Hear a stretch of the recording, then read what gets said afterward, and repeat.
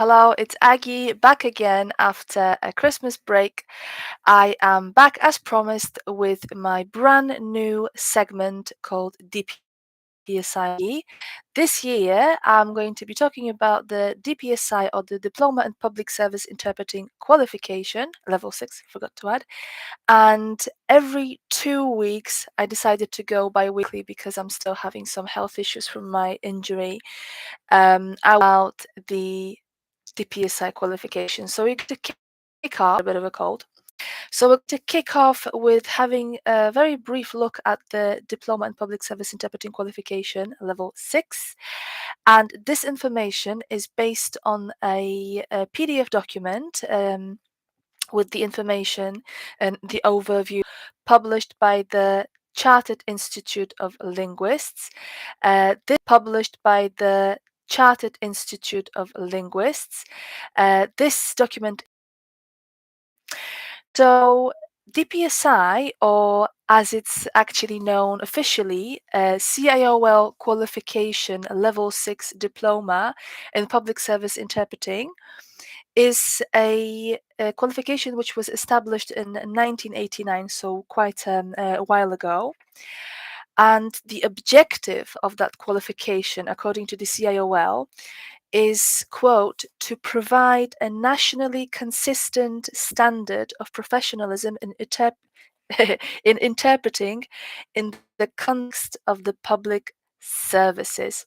So right off the start, to answer some of the questions of colleagues who were interested in DPSI, a DPSI is an interpreting qualification.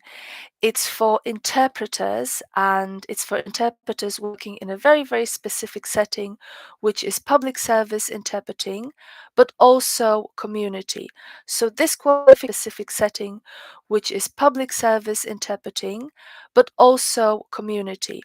So this qualification will not give you the background to become a conference interpreter or a liaison interpreter in political situations or in, situations of diplomacy. This is for PSI, so public service interpreting only.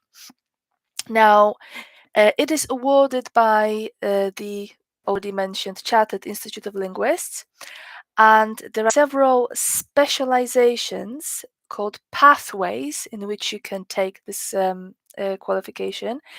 By the way, it's an exam-based qualification, which I'm going to get to in a moment. So there are 5 pathways. There is law, and within the law, you can take English law, which also incorporates Welsh law, so law of England and Wales, Scottish law, and Northern Irish law. So that all is the law pathway. There's also a health pathway and the local government pathway. This qualification is so-called off-qual Nations and Assessment, the so-called CCEA, and also by Qualification Wales. So it's got that recognition, and it is also what's called a gold standard or a benchmark for anyone who wants to work in public services. And it is recognized by the National Careers Service. I actually looked at it the other day just out of curiosity to learn about their take on like interpreting, and actually they list I think bilingual certificate in bilingual skills and DPI as 2 qualifications, which are they list I think bilingual certificate in bilingual skills and DPI as 2 qualifications which are required. But most importantly, really, a DPSI gives you an opportunity to become a member or an affiliate member or a full member of several nations, such as the Institute of Translators and Interpreters, and also the Chartered Institute of Linguists itself. And a DPSI also gives you an opportunity to become a NRPSI and not a member, because it's not a membership organization. It's a regulatory body.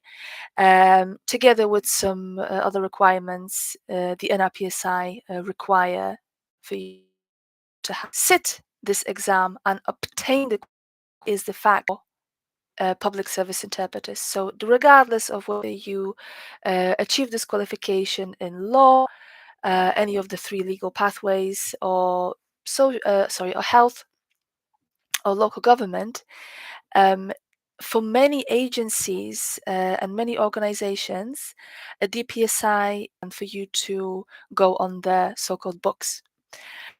So this qualification is, I've mentioned which organizations recognize it, and it's recognized in England, Wales, Scotland, Northern Ireland, so the UK. It's a UK qualification. It's like I said, it's a level 6 qualification, and in that document, the Chartered Institute of Linguists gives you an outline. Basically, there's a breakdown of the difference between diploma, certificate, award. I'm not going to go into that, but basically, it gives you a bit of an outlook of how much time you need to spend on studying. And studying or learning can take any forms. So you don't necessarily have to go to college, you don't necessarily have to go to a course. You can learn by yourself in the form of individual independent study. You can study face to face with a tutor or classroom based. You could study in a blended way, or you could just do e-learning. And it is expected that you will have to devote 440 hours of study in order to pass the DPSI examination. And there is a very important consideration. I'm going to go into this in a moment. But basically, the DPSI is an exam-based qualification comprised of 5 parts. And there is something called a rule of combination, which means you have to pass all 5 of the so-called core mandatory units, and you can pass them in any order in order to obtain this qualification. So there is no such thing as a partial DPSI or a half DPSI. It's like a holistic qualification. You have to have all 5 modules passed in order to add the letters DPSI after your name. When it comes to sitting and passing the exam, you basically have to it changed. I think I believe when I sat the examination in 2015, you had 5 years, but don't quote me on that. I might be just raving in a fever. You have 3 years to complete all the units. So essentially, if you sit the exam and unfortunately you don't get very successful in your first attempt, you then have 3 more years to pass the rest of the modules to obtain the whole qualification. And when you do so, you will receive an electronic certificate saying that you've obtained it. It is also a part of the regulatory qualification framework, the so-called RQF, and the level 6 DPSI is equivalent to all. Now, I have come across questions regarding, do you need the need to have any prior knowledge before you sit DPSI, or colleagues wondering whether the knowledge of 2 languages and some interpreting background and some translation background is sufficient. Now, the CIOL gives those recommendations. Again, I'm going to post a link to the website where you can download the document and read it at your leisure. Recommend that before you consider sitting the exam, you should already have an honors degree in the target language. So my target language would be English, and I have a bachelor's degree in English.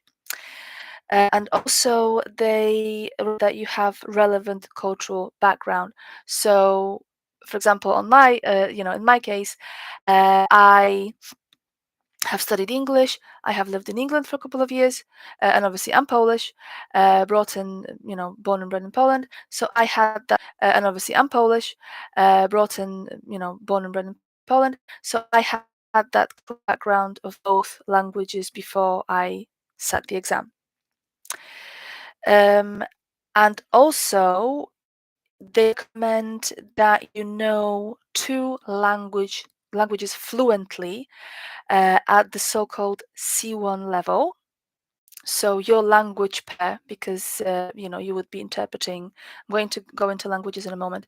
You need to basically have the fluent command of English and whatever language you want to interpret from and into. Obviously, it doesn't have to be a mother language. People speak more than one language, but they both have to be at the C1 level. And you also have to be able knowledge and skills of interpreting both consecutively, which is with taking, and also you need to be able to translate into English and from English. So this, I want to just pause at this point and give you that basically awareness that yes, even though we all maybe see, I could call myself fairly proficient, but I make quite a lot of mistakes, as we probably do, all of us does, and it's just a fact of life. It's just how it is. But before you consider sitting the DPSI, you really, really need to ask yourself, and this is something I'm going to be talking about in 2 weeks' time. So that's going to be the 19th of January. You really need to ask yourself and be honest with yourself of whether you actually do have those prerequisite skills. So, two language C1 level, and already being able to interpret consecutively and simultaneously.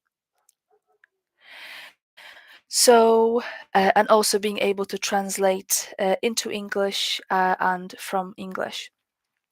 Now, there's been some changes in the space of 7 years since I've passed my exam, because I passed it face to face. I had to travel to the examination center twice to do my oral part and my written translation part, but that's no longer the case, because as of now, qualification level 6 diploma in public service interpreting is an online only qualification. So I can see that my connection is unstable. Just going through what I've said. As of now, the online only qualification, which means you do not have to travel to a physical examination center to sit it, which I believe is a huge, huge benefit of the colleagues who may have issues with mobility, who may live far away from the nearest examination center. For example, I believe it used to be, I think, I'm not sure, I just have a vague recollection of one of my colleagues saying that some time ago, the nearest examination center was London or something more likely. We had to travel, quite far. So that's no longer the case, and you can sit the exam in two ways, either via CIOL, so Chartered Institute of Linguists' own virtual center. Do it via one of the approved examination centers approved by the CIOL. However, there's a very important proviso here. You have to be in the UK. You have to be sitting the exam in the UK. So I've mentioned language pairs, and I've mentioned the knowledge of two languages on the C1 level. And as of now, I'm not going to read all of those, but CIOL can be exam can be taken, so DPSI can be taken in 20 languages, and it's always English to, for example, Polish, Spanish, French, German, Hungarian, 2 types of Portuguese, European and Brazilian, Arabic, Modern Standard Arabic, I believe it's called, and a few others. And basically, that's kind of your choice. You have to choose at the beginning either health care or making stuff up, healthcare and local government, and then you can't change. You have to just once you register, you can't make a choice. It's not like a case of, oh, I decide on a day. No. You have to prepare in that pathway from the beginning. And I avoided breaking up the exam into chunks. I'm going to be talking about this in 2 weeks' time. I'm going to be talking about what the exam looks like, what areas are being tested. So we're just going to have to, bear with me for now until 2 weeks. But the CIOL in their document from May 2022 give some guidelines for the examinations. Basically, this is very important to know before you start preparing, because obviously we have different ways of studying, we have different ways of preparing our glossaries and our materials, but essentially you are allowed hard copy materials and hard copy only. So you are allowed dictionaries. I've got like a whole shelf of them here. I actually did travel with just like a whole little case of those to my exam. You are not allowed textbooks. So an example of textbook would be something like, for example, this note-taking for consecutive interpreting, because just my screen is flipped. Grammar are allowed to bring your own dictionaries, your own glossaries, sorry, but they might be examined by the examiners. You are allowed to bring any published glossaries, and if there are languages which are poor in dictionaries, which don't have dictionaries, whether it's bilingual or monolingual, there is some leeway, I guess, but you're not allowed to bring course material. So, for example, if you decide to enroll on a preparation course, which I also will be talking about, you're not allowed to bring the materials with you. You can bring encyclopedias. So this is a very, very brief outline of the Diploma in Public Service Interpreting Level 6 qualification. I hope you found it useful, and I will join you in 2 weeks' time with the next DPSI with Aggie section, where I'm going to be talking about certain considerations before you decide to sit the exam, and I'm going to be starting to briefly outline what the exam itself looks like. So thank you so much for those who joined me today, and this video will be uploaded, so don't worry if you missed it, and I will see you in 2 weeks' time. Thank you so much, and have a great 2 weeks ahead, and I'll see you soon. Bye-bye.